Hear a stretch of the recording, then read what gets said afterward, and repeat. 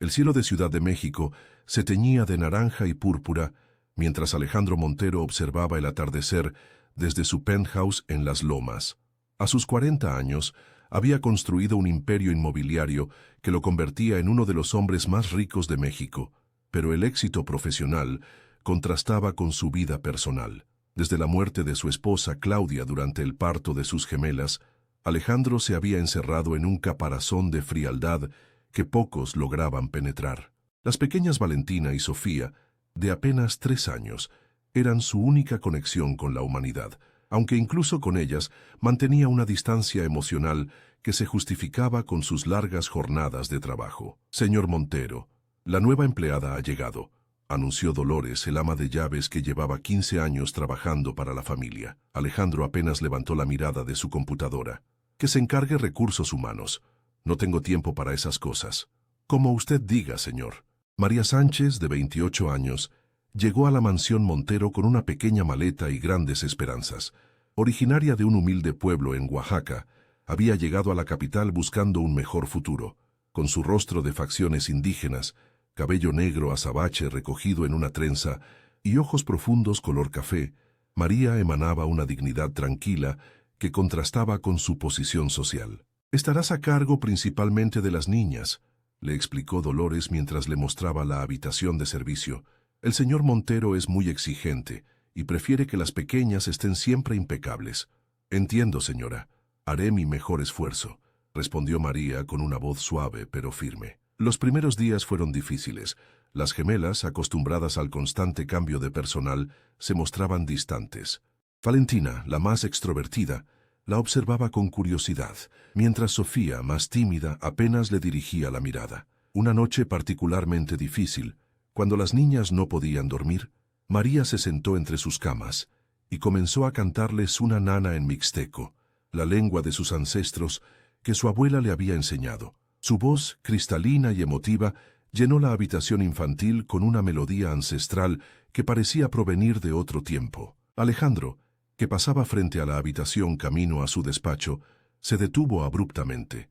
Aquella voz lo paralizó. No era solo su belleza tímbrica, sino la emoción que transmitía, algo que no había experimentado en años.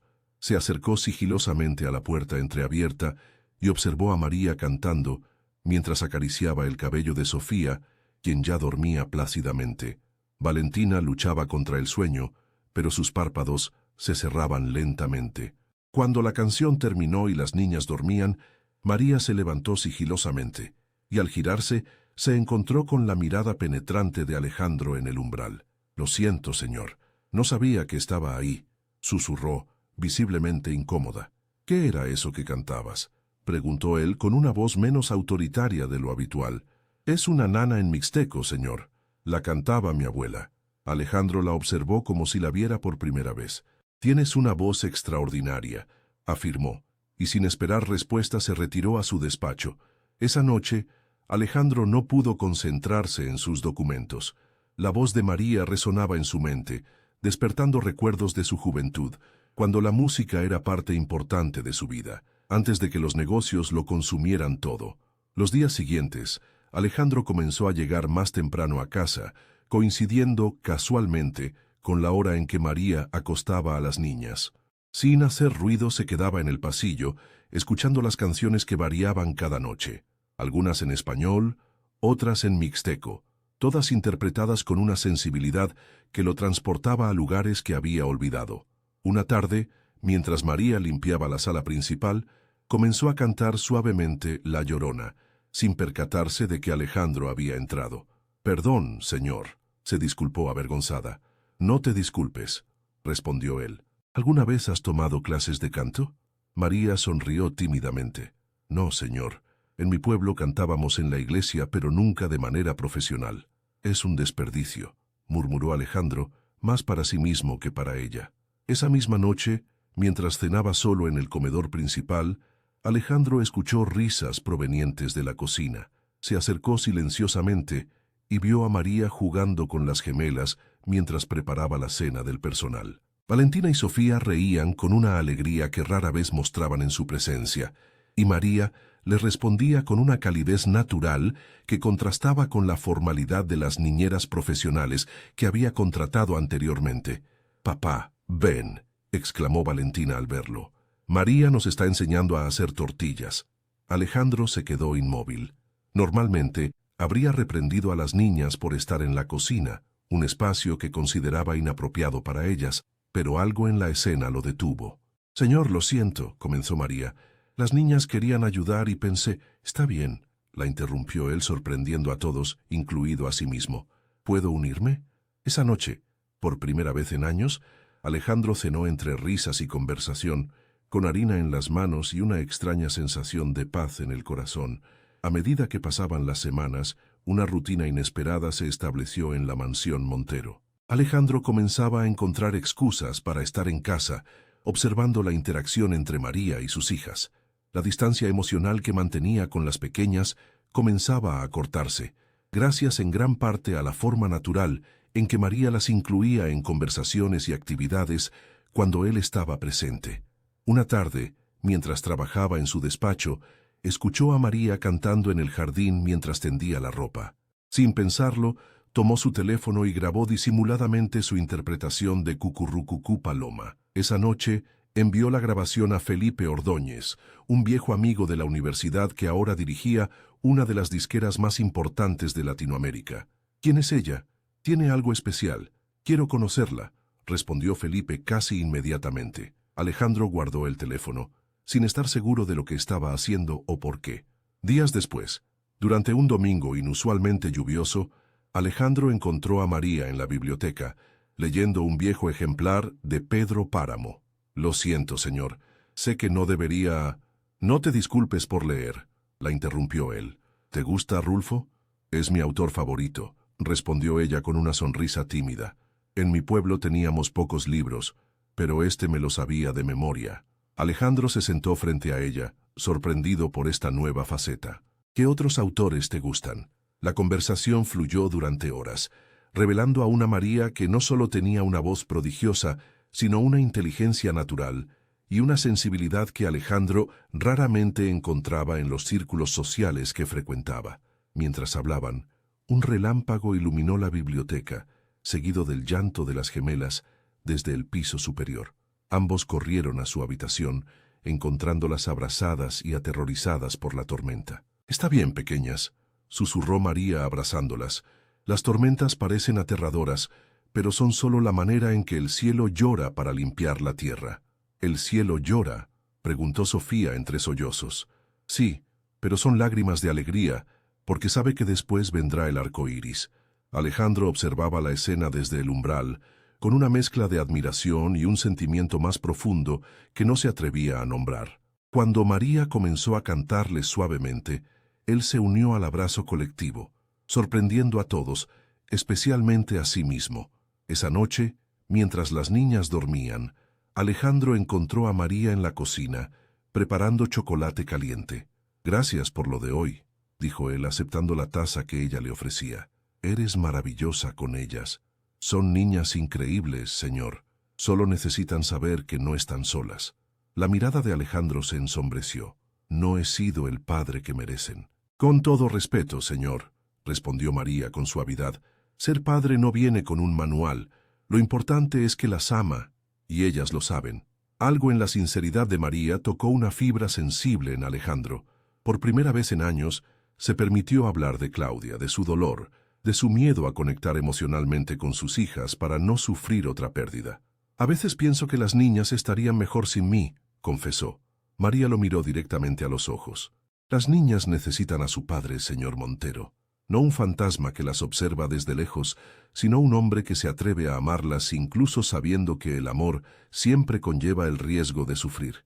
Sus palabras, dichas sin juicio pero con firmeza, resonaron en Alejandro mucho después de que ambos se retiraran a sus habitaciones. La relación entre ellos comenzó a cambiar sutilmente. Alejandro empezó a incluir a María en las decisiones relacionadas con las niñas, valorando su opinión y experiencia. Para las gemelas, verlos interactuar con creciente familiaridad era motivo de alegría evidente. Una noche, mientras cenaban los cuatro juntos, algo que se había vuelto habitual, Valentina hizo una pregunta que dejó a todos en silencio. «Papá, María podría ser nuestra nueva mamá». Alejandro se atragantó con el agua, mientras María se sonrojaba intensamente. «Valentina, esa no es una pregunta apropiada», respondió él finalmente, evitando mirar a María. «¿Por qué no?», insistió la niña. «Ella nos cuida, nos quiere, y tú sonríes cuando ella está cerca». «Las cosas no son tan simples, cariño», respondió Alejandro, incómodo. Más tarde esa noche, cuando las niñas dormían, Alejandro encontró a María en la terraza, contemplando las luces de la ciudad. «Lamento lo de esta noche», dijo él. «Los niños dicen cosas sin pensar. No tiene por qué disculparse, señor. Es natural que busquen una figura materna». «Alejandro», corrigió él, «creo que después de todo este tiempo, podrías llamarme por mi nombre». María sonrió tímidamente. «Alejandro», repitió, y el nombre sonó diferente en sus labios. Se miraron en silencio, conscientes de que algo importante estaba cambiando entre ellos, algo que trascendía las barreras sociales y culturales que los separaban. Fue entonces cuando Alejandro tomó una decisión que cambiaría el curso de sus vidas. «Hay alguien que quiero que conozcas», dijo finalmente, «un amigo que podría estar interesado en tu voz». Felipe Ordóñez, con su carisma característico y su ojo para el talento, quedó impresionado desde el momento en que escuchó cantar a María en el estudio improvisado que Alejandro había instalado en su casa. «Es exactamente lo que el mercado necesita», declaró, mientras María esperaba nerviosamente en la sala contigua. «Autenticidad, raíces, emoción real. Con la imagen y la estrategia adecuadas, podría ser enorme».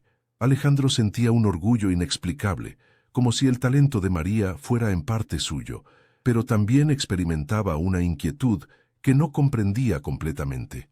«¿Qué implicaría exactamente?», preguntó. «Clases de canto para pulir la técnica, aunque no demasiado para no perder su esencia. Sesiones de grabación, construcción de imagen, promoción». Felipe hizo una pausa. «Y tiempo, mucho tiempo. Tendría que dejar su trabajo actual». La idea de no ver a María diariamente generó en Alejandro una sensación de vacío que lo sorprendió por su intensidad. Esa noche, después de que Felipe se marchara, Alejandro encontró a María en el jardín, visiblemente abrumada. «¿Realmente cree que podría funcionar?», preguntó ella con voz temblorosa. «No lo creo, lo sé», respondió él con una convicción que no sentía hacia sus propios negocios desde hacía años. «Pero la decisión es tuya, María. Nadie te obligará a nada». «Tengo miedo», confesó ella. «Este mundo, su mundo, es muy diferente al mío. Además, ¿qué pasará con las niñas?».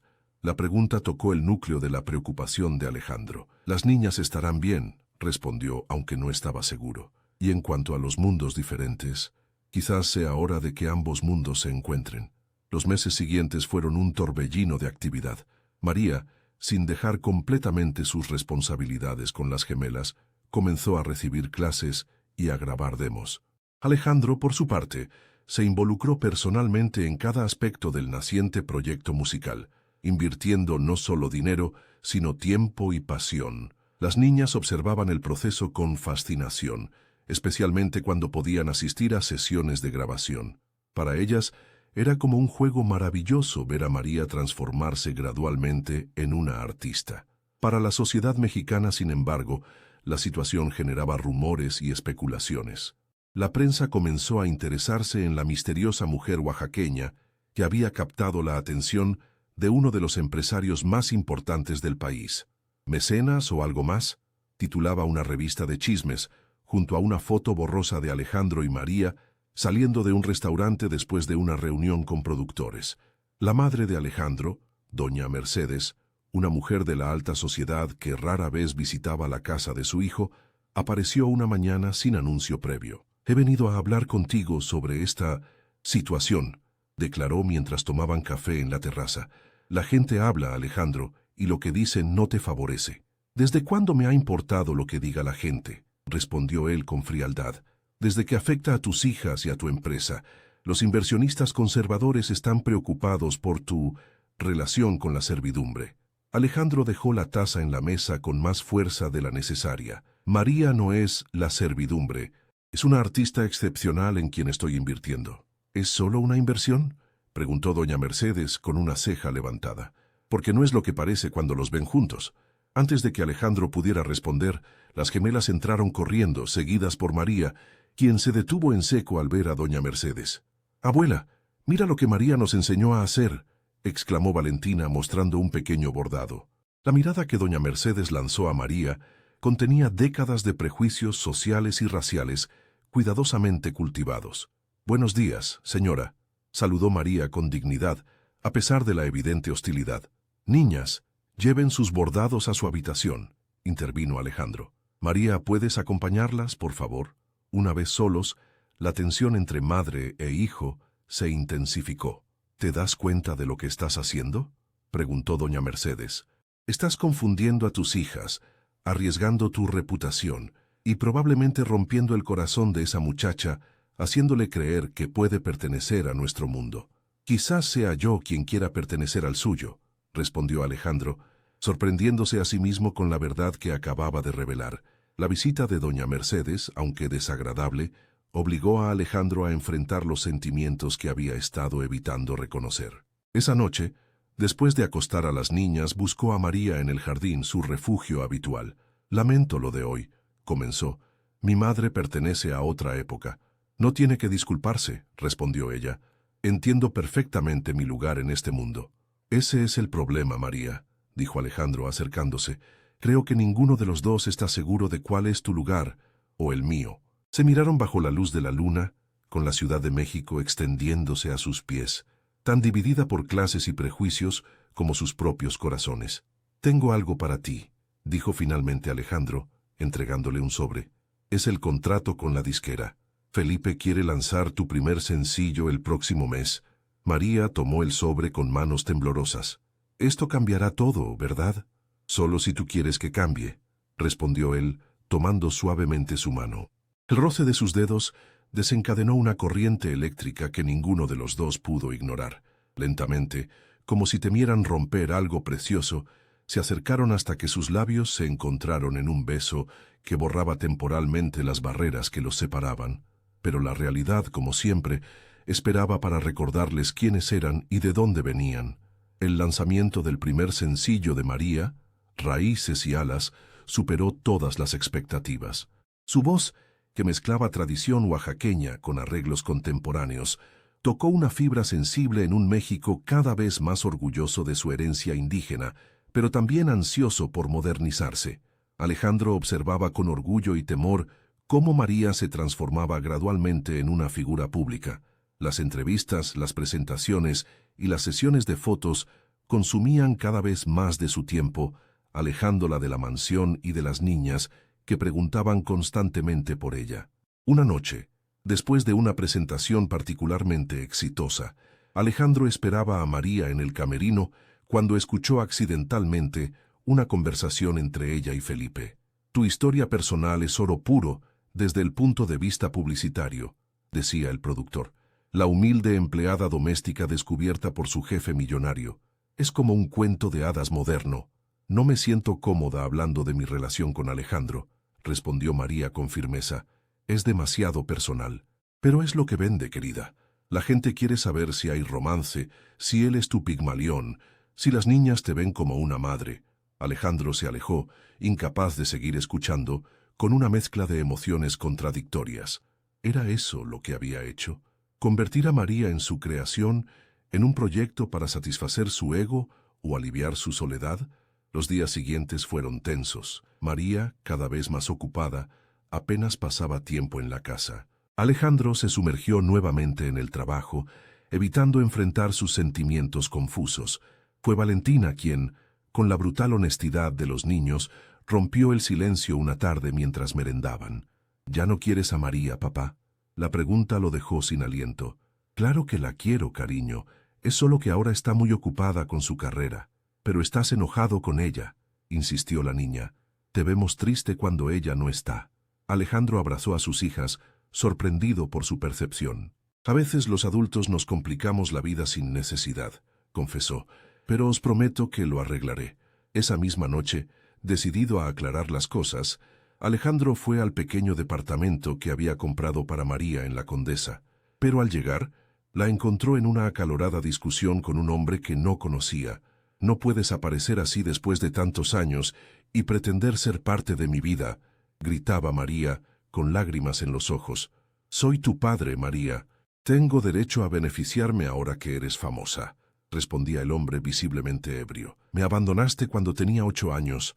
No eres mi padre, solo el hombre que hizo sufrir a mi madre hasta su muerte. Alejandro se mantuvo oculto, sintiendo que presenciaba algo demasiado íntimo, algo que María nunca había compartido con él, a pesar de sus meses juntos. Cuando el hombre finalmente se marchó, Alejandro esperó unos minutos antes de tocar la puerta. María abrió con los ojos enrojecidos, sorprendida de verlo. «Alejandro, ¿qué haces aquí? Necesitaba verte, hablar contigo», respondió entrando al departamento. «Siento que nos estamos alejando y no entiendo por qué». María lo miró con una mezcla de cariño y tristeza. «Estamos alejándonos porque pertenecemos a mundos diferentes, Alejandro. Por mucho que intentemos negarlo, siempre será así». «¿Y lo que sentimos el uno por el otro?», preguntó él, acercándose. «¿Eso también es una ilusión?». «No es una ilusión», respondió ella tocando suavemente su rostro. «Pero quizás no sea suficiente». Alejandro tomó sus manos entre las suyas. «¿Quién era ese hombre, María?». La pregunta la sorprendió, pero algo en el tono de Alejandro le dijo que había presenciado la escena anterior. «Mi padre biológico», respondió finalmente. «Apareció hace unos días, después de ver mi foto en una revista. Quiere dinero, por supuesto». «¿Por qué no me lo dijiste?». «Porque me avergüenza», confesó ella. «Porque es parte de un pasado que he intentado dejar atrás». «No tienes que avergonzarte conmigo, María», dijo Alejandro abrazándola. «Tu pasado, tu historia, todo lo que eres, es lo que me hizo enamorarme de ti». La palabra enamorarme quedó flotando entre ellos, pronunciada por primera vez. «¿Ves cómo siempre has sido tú quien me ha salvado?», continuó Alejandro. «No yo a ti. Tú salvaste a mis hijas de la frialdad de una infancia sin cariño. Me salvaste a mí de la prisión emocional que me había construido. Y ahora, con tu música, estás salvando a otros, recordándoles la belleza de nuestras raíces». Las lágrimas de María caían libremente ahora. «Tengo miedo, Alejandro, miedo de perderme en este nuevo mundo, de no ser suficiente para ti, para tus hijas, para el público». «Yo también tengo miedo», confesó él. «Miedo de que te des cuenta de que puedes tener un futuro mucho más brillante, sin la carga de un viudo amargado y sus 2 hijas». Se miraron en silencio, reconociendo por fin los temores que habían estado separándolos. «Las niñas te necesitan», dijo Alejandro finalmente. «Yo te necesito. No como una empleada, ni como una inversión, ni siquiera solo como la artista increíble en que te estás convirtiendo. Te necesito como la mujer que me enseñó a vivir de nuevo. ¿Y tu mundo? ¿Tu madre? ¿La sociedad que nunca me aceptará completamente? Mi mundo tendrá que adaptarse», respondió él con firmeza. «Y si no lo hace, construiremos uno nuevo, juntos». Esa noche, mientras la Ciudad de México dormía, 2 almas separadas por clase, origen y circunstancias encontraron el valor para desafiar las barreras que la sociedad había construido entre ellas. Meses después, el lanzamiento del primer álbum de María coincidió con otro evento significativo, una sencilla ceremonia en el jardín de la Mansión Montero, donde Alejandro y María se unieron en matrimonio, con las gemelas como orgullosas damas de honor. Doña Mercedes, para sorpresa de todos, asistió a la ceremonia. Durante el brindis, con una dignidad que nadie esperaba, se acercó a María. «Mi hijo y mis nietas nunca habían sido tan felices», dijo, ofreciéndole una copa. «Quizás sea hora de que esta vieja aprenda que la verdadera clase no tiene nada que ver con el apellido o la cuenta bancaria». Esa noche, después de que los invitados se marcharan y las niñas durmieran, Alejandro y María se encontraron en el mismo jardín donde meses atrás habían compartido su primer beso. «¿Alguna vez imaginaste que terminaríamos así?», preguntó él, abrazándola por la espalda mientras contemplaban las luces de la ciudad. «Nunca», respondió María con una sonrisa. «Pero ahora no puedo imaginar otra vida que no sea esta». La historia de la empleada doméstica y el millonario se convirtió en un símbolo de esperanza en un México aún dividido por clases sociales. Su relación, nacida del respeto mutuo y cultivada a través de pequeños momentos de autenticidad, demostraba que a veces las barreras más infranqueables pueden caer ante la fuerza más poderosa y a la vez más simple, el amor verdadero que nace del reconocimiento genuino del valor del otro. Y todo comenzó con una nana mixteca, cantada con el corazón a dos pequeñas que solo buscaban el calor de un hogar verdadero.